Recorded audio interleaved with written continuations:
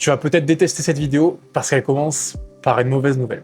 Tu es venu chercher un montant de publicité, peut-être journalier à mettre, comprendre comment, à quel moment utiliser la publicité. Parce que si je te donne cette information maintenant, il y a de grandes chances que tu perdes l'argent que tu vas investir en publicité. Et t'inquiète pas, je vais tout expliquer. Voilà déjà ce qu'il faut comprendre en premier.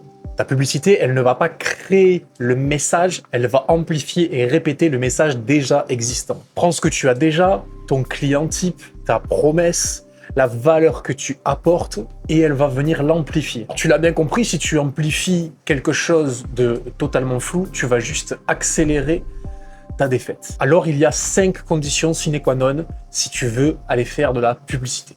Bon, bien entendu, si tu es un marketeur aguerri, ça sera un raccourci. Si tu es peut-être dans un business où tu veux de la valo, où tu as peut-être des investisseurs, ce ne sera pas forcément la même logique, mais reste là, il y a quand même des choses pour toi qui sont cruciales à connaître. Donc déjà, il ne faut jamais faire de publicité sur ton SaaS si tu n'as pas ces 5 choses. La première, déjà, il faut que ta courbe de rétention, elle s'aplatisse. Ça, c'est la condition sine qua non.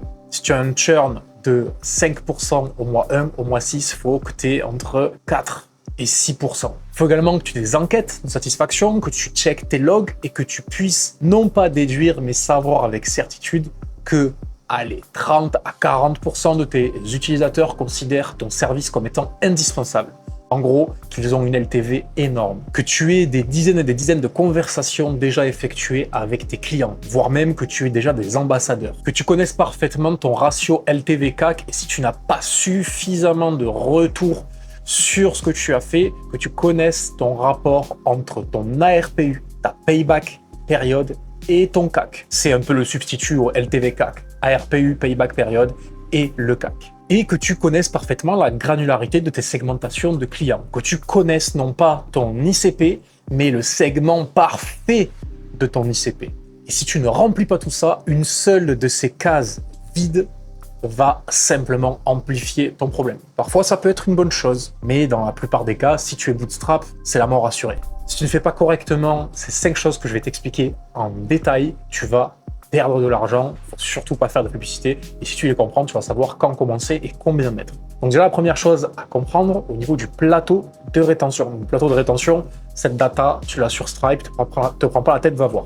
Tu vas la multiplier par ton ARPU, ton revenu moyen par client par mois dans ton plateau de rétention. Ok, tu vas pas chercher ton MRR net, l'expansion, etc. Juste dans ta cohorte de rétention. Admettons que tu as un plateau de rétention à 35% et un ARPU à 50,61 €, donc ARPU net. Tu as donc ce plateau de rétention qui te rapporte par client 17,71 € par mois. Donc ça, c'est le revenu assuré entre guillemets par rapport à ta data. Si tu ne changes pas grand-chose, sur du très long terme, selon ton churn, c'est ce que va te rapporter un client chaque mois, uniquement ceux issus de ta rétention, ceux qui vont rester statistiquement.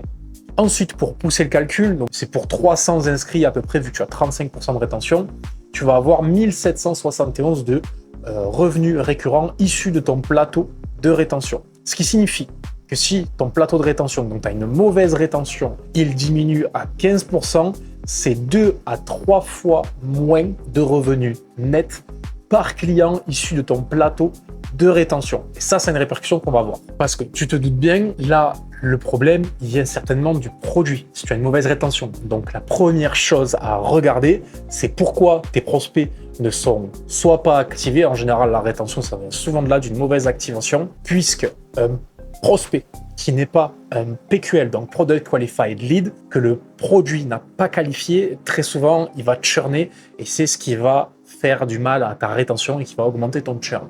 Donc, en général, si ce que je viens de t'expliquer te parle, c'est du côté du produit que tu dois regarder si ton plafond de rétention est mauvais. Car il va systématiquement et factuellement baisser ta capacité d'acquérir en partant de ce que te rapporte vraiment un client issu de la rétention. Donc un client qui va vraiment rester. Donc là, c'est un point de vue plus sécuritaire. Ensuite, un deuxième truc sur la rétention, super important, les seuils que tu vois ici. Alors le seuil des 40%, qu'est-ce que c'est? Je t'invite à faire ça si tu as déjà des utilisateurs, leur poser simplement la question, des fois avec une petite pop-up en bas à droite, ou peut-être même si tu as une bonne relation avec eux, les appeler carrément pour vraiment avoir un vrai feedback. Et là, tu leur demandes si, selon eux, bon, il faut poser la question intelligemment, est-ce qu'ils pensent que ton SaaS est indispensable à leur utilisation actuelle? Est-ce qu'il est irremplaçable? Et si plus de 40% de tes utilisateurs te répondent oui, alors là, tu as ton product market fit et tu as très certainement de beaux jours devant toi avec une bonne rétention. Ensuite, j'ai pris un exemple pour te donner des petits insights, des tips qui peuvent t'aider.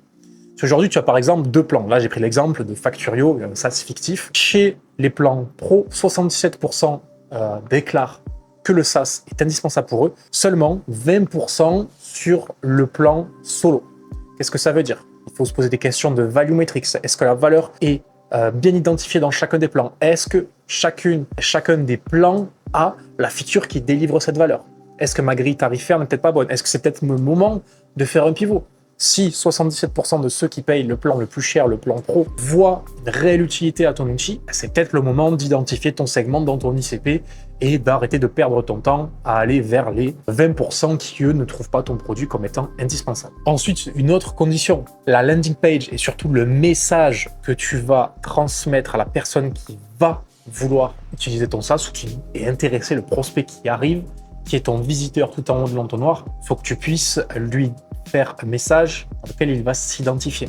Par exemple, pour un logiciel de facturation, on va rester dans ce domaine-là.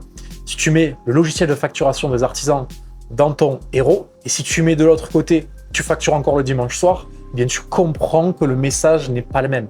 Ok, c'est un logiciel de facturation, par contre, tu vas appuyer là où ça fait mal. Donc forcément, la vision et la perception de ton produit est pour les artisans qui ont envie de passer du temps avec leurs enfants, avec leurs femmes le dimanche soir, plutôt que de faire des devis. Alors que si tu t'adresses à travers le logiciel de facturation des artisans, mais tu te doutes bien que ça fit beaucoup moins. Maintenant, la condition, une fois de plus, qu'on ne peut pas enlever. On va faire un peu d'arithmétique, un peu de mathématiques. Pour que tu puisses savoir si tu es rentable dans tes publicités, il faut que tu saches combien te coûte un client.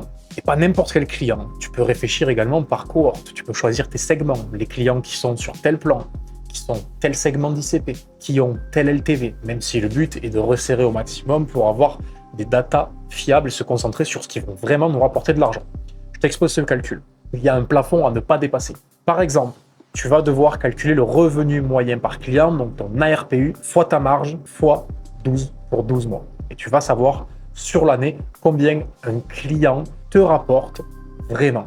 Donc là, par exemple, un client, son ARPU, c'est 50,61 €. Le taux de marge est à 82%, donc on est à 41,50 €. Tu fais ça fois 12, tu sais qu'un client te rapporte en moyenne 498 €. Ok, ça, c'est la première chose.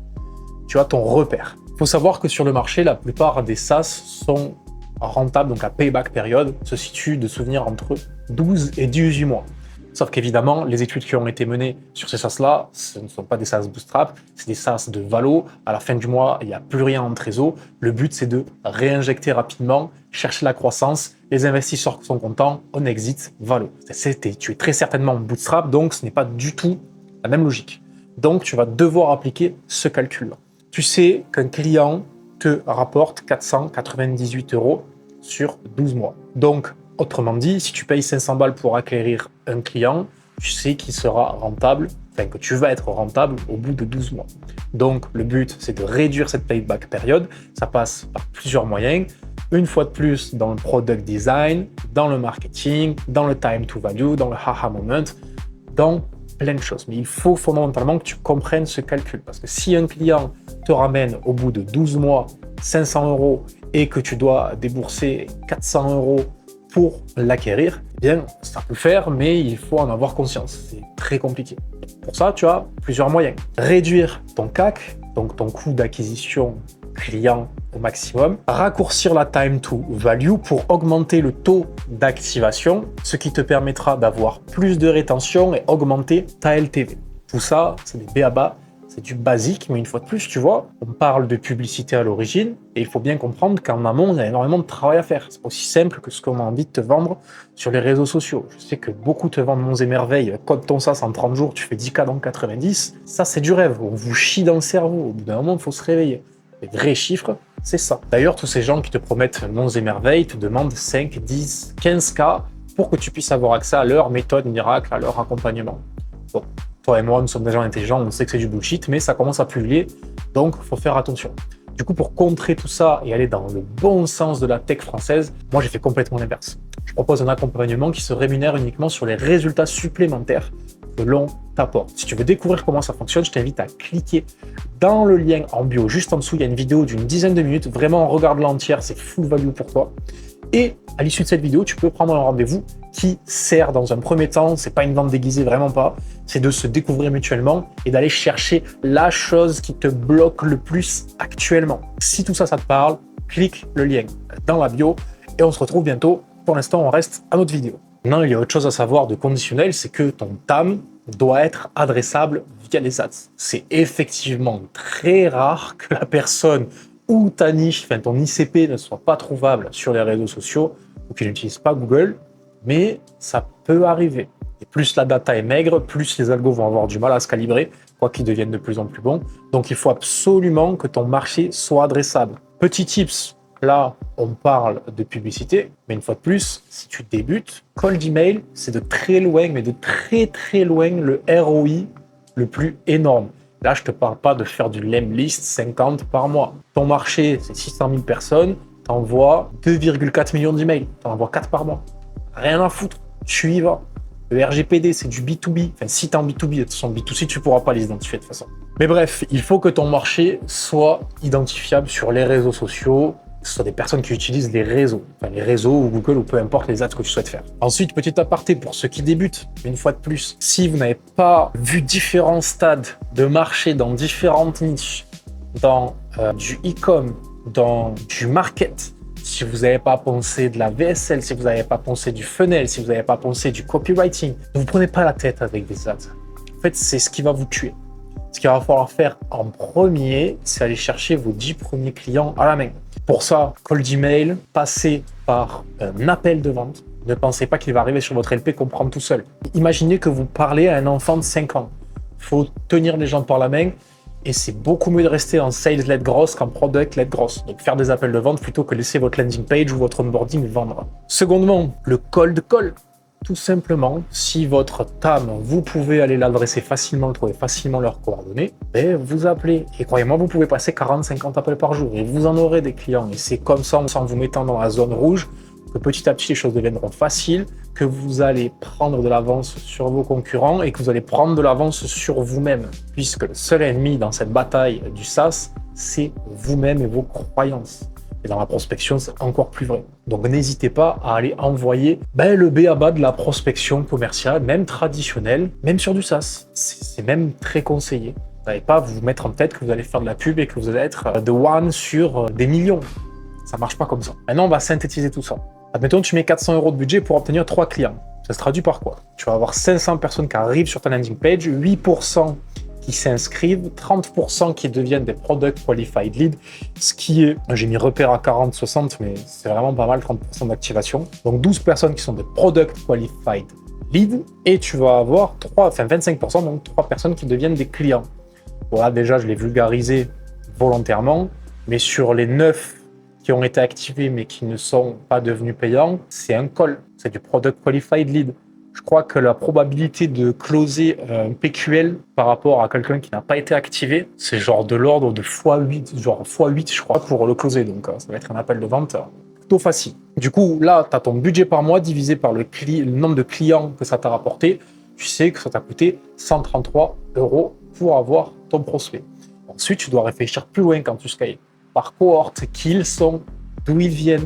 En fonction de d'où ils viennent, c'est pas parce qu'ils me coûtent plus cher que ce ne sont pas des meilleurs utilisateurs, parce que peut-être qu'ils restent plus longtemps, que c'est des segments d'audience différentes et qui sont plus qualifiés. Donc si tu veux éviter tout ça, je t'invite à prendre rendez-vous avec moi en regardant bien la vidéo qu'il y a, en cliquant sur le lien dans la bio. En attendant, je te dis bon scaling et à la prochaine.